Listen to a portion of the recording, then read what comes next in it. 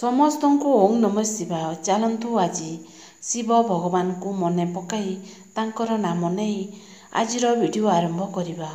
ଭିଡ଼ିଓକୁ ଶେଷ ପର୍ଯ୍ୟନ୍ତ ଦେଖନ୍ତୁ, ଶୁଣନ୍ତୁ। ଯଦି ପସନ୍ଦ ଆସିବ ତାହେଲେ ସବସ୍କ୍ରାଇବ୍କୁ ଟଚ୍ କରିକି ବେଲ୍ ଆଇକନ୍କୁ ଟଚ୍ କରିଦିଅନ୍ତୁ। ତାହେଲେ ଚାଲନ୍ତୁ ଶୁଣିବା। ହେ ପ୍ରଭୁ, ନା ମୁଁ ତୁମକୁ ଦେଖିଛି ନା କେବେ ଆମେ ଭେଟ ହୋଇଛେ। ତାହେଲେ ଏପରି କି ସମ୍ପର୍କ ଅଛି? ଯେତେ କଷ୍ଟ ଯାହା ବି ହେଉନା କାହିଁକି ତମେ ହିଁ ସବୁବେଳେ ମନେ ପଡ଼ିଥାଅ। ମହାଦେବ କହିଥାନ୍ତି, ଶାନ୍ତ ରୁହ, କାହିଁକି ନା କିଛି ବି ସବୁ ସମୟ ପାଇଁ ରହିନଥାଏ। ସମୟ ନିଶ୍ଚୟ ବଦଳିଥାଏ।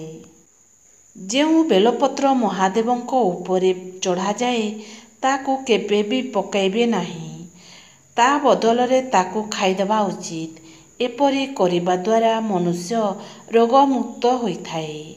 ପ୍ରତ୍ୟେକ ସୋମବାର ଦିନ ମହାଦେବଙ୍କ ଆରାଧନା କରିବା ଦ୍ୱାରା ଘର ଅଶାନ୍ତି ଥିଲେ ଶାନ୍ତି ଏବଂ ମୁକ୍ତି ମିଳିଥାଏ। ସୋମବାର ଦିନ ମହାଦେବଙ୍କୁ ବେଲପତ୍ର ଅର୍ପଣ କରିବା ଦ୍ୱାରା ଭୋଳାନାଥ ପ୍ରସନ୍ନ ହୋଇଥାନ୍ତି ଏବଂ ତାଙ୍କ ଆଶୀର୍ବାଦ ମଧ୍ୟ ସେହି ବ୍ୟକ୍ତିଙ୍କ ଉପରେ ସର୍ବଦା ରହିଥାଏ। ସୋମବାର ଦିନ ଶିବଲିଙ୍ଗରେ କଞ୍ଚା କ୍ଷୀର ଚଢ଼ାଇବା ଦ୍ୱାରା ମହାଦେବ ଭକ୍ତଙ୍କ ସବୁ ପ୍ରକାରର ସମସ୍ୟାର ସମାଧାନ କୌଣସି ମାଧ୍ୟମରେ ବି କରିଥାନ୍ତି। ସର୍ବଦା ପୂଜାରେ ଯେଉଁ ଭୁଲ ହୋଇଥାଏ, ମନ୍ତ୍ର ବୋଲିବାରେ ଭୁଲ ହୁଏ ଯଦି କିମ୍ବା ସାଧନା ଭୁଲ କହିଥିବେ କିମ୍ବା ସ୍ମରଣରେ ଭୁଲ ହୋଇଥାଏ, ସର୍ବଦା ପୂଜାରେ ଯେ କୌଣସି ଭୁଲ ହୋଇଥାଉ ନା କାହିଁକି କେବଳ ଏହି ଏକ ମନ୍ତ୍ର କହିବା ଦ୍ୱାରା ଆମର ସବୁ ଦୋଷ ସମାପ୍ତ ହୋଇଯାଇଥାଏ। ପୂଜା ପରେ ଓଁ ନମଃ ଶିବାୟ ଏହି ମନ୍ତ୍ର ଅବଶ୍ୟ କୁହନ୍ତୁ। ମନ୍ତ୍ର କହିବା ଦ୍ୱାରା ସବୁ ପାପ ନାଶ ହୋଇଯାଇଥାଏ ଆଉ ଶିବ ଭଗବାନ କ୍ଷମା କରିଦେଇଥାନ୍ତି। କୌଣସି ଶୁଭ କାର୍ଯ୍ୟ ଆରମ୍ଭ ହେବା ସମୟରେ ସେହି କାର୍ଯ୍ୟରେ ଉନ୍ନତି ନିମନ୍ତେ ଭଗବାନ ଶିବଙ୍କୁ ଚଣା ଡାଲିରେ ଅଭିଷେକ କରନ୍ତୁ। ଅଭିଷେକ କରୁଥିବା ସମୟରେ ଓଁ ସଂ ଶିବାୟ ନମଃ ମନ୍ତ୍ରକୁ ଜପ କରନ୍ତୁ। ତଳେ ପଡ଼ିଥିବା ଚିନି ଦାନାଗୁଡ଼ିକୁ ପିମ୍ପୁଡ଼ି ଉଠାଇ ପାରିବ, କିନ୍ତୁ ଗୋଟିଏ ହାତୀ ନୁହେଁ। ସେଥିପାଇଁ ବୟସରେ ଛୋଟ ହେଉ କି ଉଚ୍ଚତାରେ ଛୋଟ ହେଉ, କେବେ କାହାକୁ ଛୋଟ ଭାବନ୍ତୁ ନାହିଁ। ବେଳେ ବେଳେ ଛୋଟ ମଣିଷଟିଏ ମଧ୍ୟ ବଡ଼ ବଡ଼ କାମ କରି ଦେଖାଇ ଦେଇଥାନ୍ତି। ପଇସା କେବଳ ଜୀବନଶୈଳୀକୁ ବଦଳାଇଥାଏ, ନିୟତି ଆଉ ଭାଗ୍ୟକୁ ନୁହେଁ। କାହାର ଅଭିଶାପ ଆମକୁ ଖରାପ କରିପାରିବ ନାହିଁ। କାହାର ଆଶୀର୍ବାଦ ଆମକୁ ଭଲ କରିପାରିବ ନାହିଁ। ସବୁ ଆମ କର୍ମ ଉପରେ ନିର୍ଭର କରେ। କାହା ଉପରେ ଅତ୍ୟଧିକ ଭରସା କରିବା ମୂର୍ଖାମି ଅଟେ। କାରଣ ଅନ୍ଧାରରେ ନିଜ ଛାଇ ବି ସାଥିରେ ରହେ ନାହିଁ। ଯଦି ସ୍ୱପ୍ନ ପୂରା ହେଉନାହିଁ, ତେବେ ରାସ୍ତା ବଦଳାନ୍ତୁ, ସିଦ୍ଧାନ୍ତ ନୁହେଁ। କାରଣ ଗଛ ସର୍ବଦା ପତ୍ର ବଦଳାଇଥାଏ, ମୂଳକୁ ନୁହେଁ।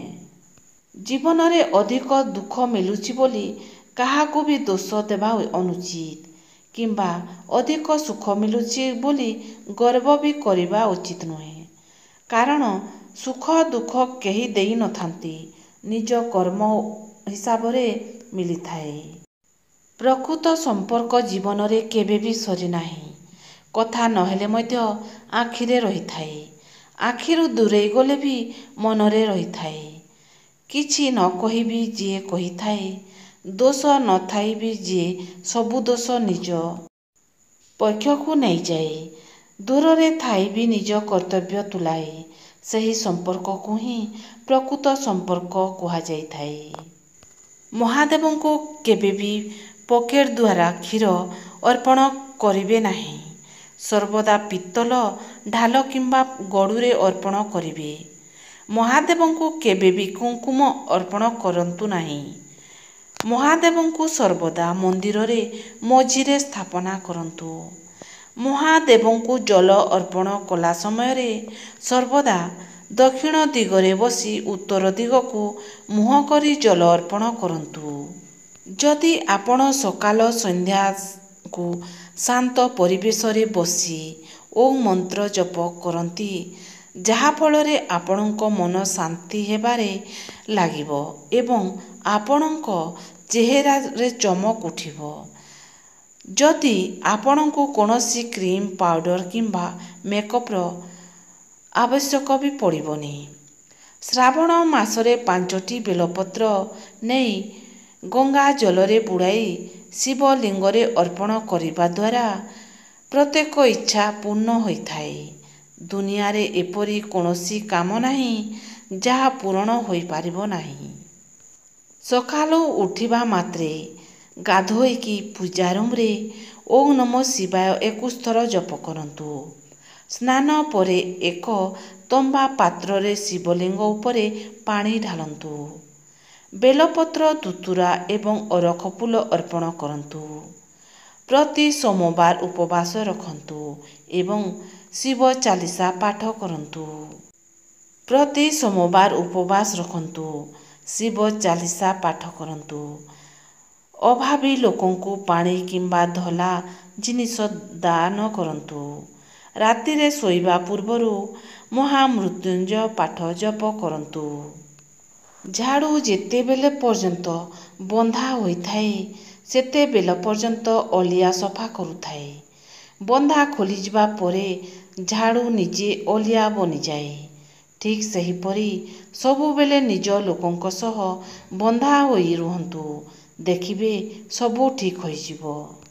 ଶରୀର ସୁନ୍ଦର ଥାଉ କି ନଥାଉ, କିନ୍ତୁ କହୁଥିବା ଶବ୍ଦଗୁଡ଼ିକ ସୁନ୍ଦର ହେବା ନିହାତି ଦରକାର। କାହିଁକି ନା ଲୋକ ଚେହେରା ଭୁଲି ଯାଆନ୍ତି, କିନ୍ତୁ କହିଥିବା କଥା କେଇ ପଦଟା ଜୀବନ ସାରା ମନେ ରଖିଥାନ୍ତି। ଯଦି ଆଜିର ଭିଡ଼ିଓ ଆପଣମାନଙ୍କୁ ପସନ୍ଦ ଆସିଲା ତାହେଲେ ସବସ୍କ୍ରାଇବ୍କୁ ଟଚ୍ କରିକି ବେଲ୍ ଆଇକନ୍କୁ ଟଚ୍ କରିଦିଅନ୍ତୁ। କାହିଁକିନା ଏହିପରି ଭିଡ଼ିଓ ସବୁ ଆପଣମାନଙ୍କ ପାଖକୁ ପହଞ୍ଚି ପାରିବ। ତାହେଲେ ରହୁଛି। ଓଁ ନମଃ ଶିବାୟ।